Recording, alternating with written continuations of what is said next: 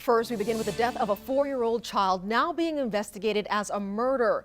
James Reese, pictured here, was hospitalized last week with multiple broken bones and several skull fractures. He was taken off of life support on Wednesday. On your side, Ann Schindler has learned that at the time of the incident, Reese and his 3 siblings were living in a West Side home where they were placed by the state. Now, this is after being taken from their biological mother for their protection.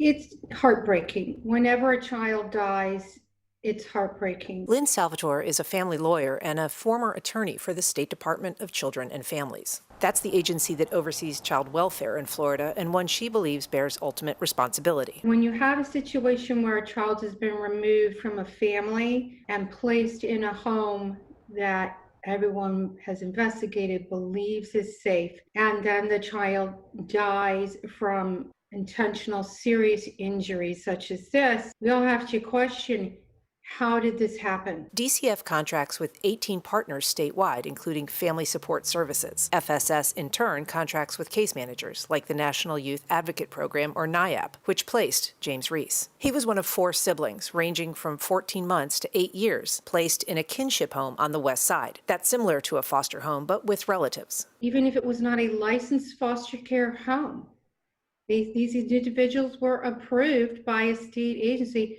for placement. Following James Reese's injuries, the 3 other children were removed from the home. Salvatore says that's small consolation to the child's family. I can only imagine the parents, how they feel, thinking that my child's been removed from me because someone believes I am a risk to my child, and now my child is dead. Ann Schindler, First Coast News, on your side.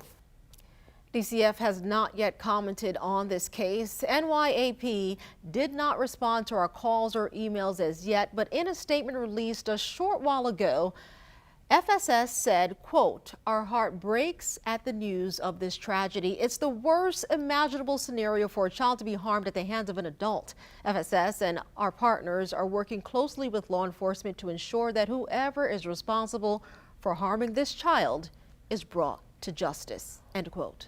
We're also